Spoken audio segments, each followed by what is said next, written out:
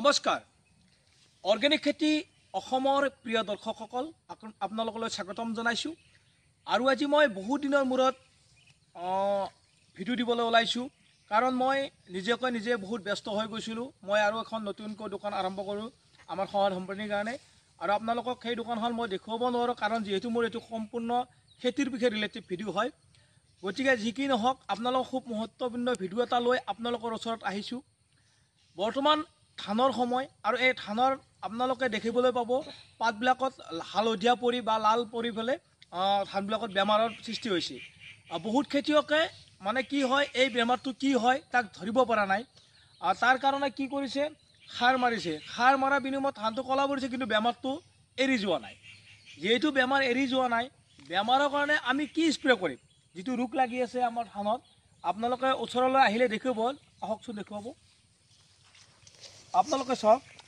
ওচৰৰ পৰা দেখুৱাব এইবিলাক পাত চাওক এই পাতবিলাক দেখিছে এইটো এটা হ'ল জলসা ব্লাইট বুলি কয় জলসা ব্লাইট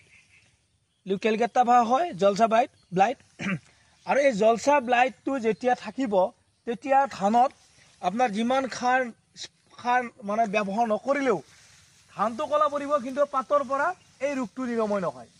যেহেতু এই ৰোগটো নিৰাময় নহয় আমি এই ৰোগটো কেনেধৰণে আমি নিয়ন্ত্ৰণ কৰিব পাৰিম তাক দেখুৱাবলৈ আপোনালোকৰ ওচৰত এই ভিডিঅ'টো লৈছোঁ কাৰণ আপোনালোকে আজি চাব প্ৰায় পথাৰত এনেকুৱা ধৰণৰ বেমাৰ বা এনেকুৱা ৰোগ দেখিবলৈ পাব এয়া মই আপোনালোকক আৰু সম্পূৰ্ণকৈ দেখুৱাইছোঁ চাওকচোন এয়া চাওক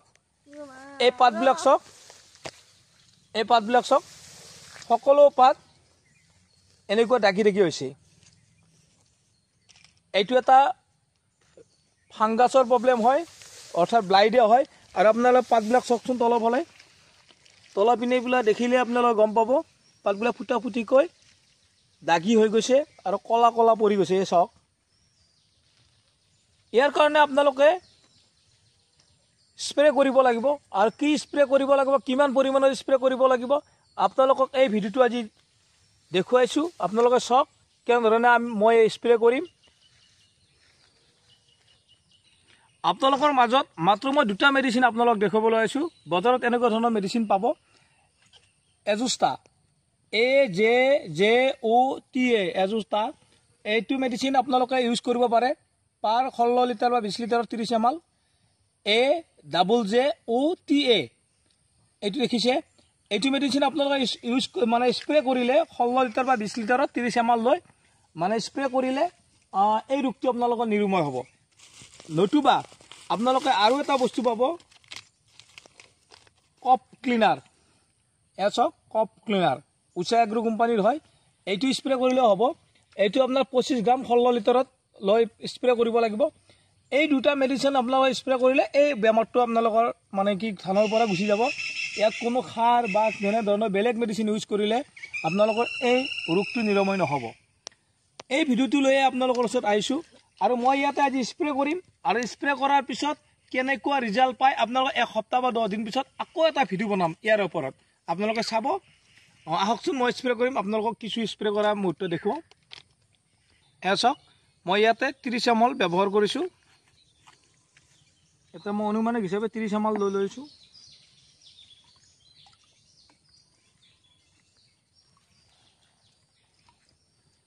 যিহেতু 100 ml বটল হয় মই ইয়াত অনুমানিক 30 ml লৈ লৈছোঁ যিহেতু 20 লিটাৰ পানী হয় আৰু এইটো মই স্প্ৰে কৰিম আৰু এক সপ্তাহ পিছত আপোনালোকক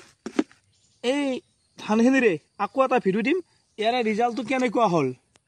তাৰ বিষয়ে দিম আৰু আপোনালোকক আৰু এটা কথাহে জনাওঁ আমি ধানবিলাকত আৰু কিছুমান বেমাৰ দেখাব পাওঁ সেই বেমাৰ বিষয়ৰ ওপৰত আপোনালোকক ভিডিঅ'বিলাক দি থাকিম আমি কিছুমান ধান পাম মানে পাতচালকা বুলি কয় যি বগা হৈ যাব আৰু আপোনালোকে ভালদৰে চালে এটা পোক দেখিব পাব সৰু পোক দেখিব পাৰোঁ কণ গতিকে এই পোকটোৰ নিয়ন্ত্ৰণৰ কাৰণে কি মেডিচিন ইউজ কৰিব লাগে নেক্সট সপ্তাহত আৰু এটা ভিডিঅ' দিম এইখিনি কৈ আজি আপোনালোকৰ পৰা এৰিছোঁ যদি ভিডিঅ'টো ভাল লাগিল লাইক আৰু শ্বেয়াৰ কৰিব ধন্যবাদ জয় আই অসম।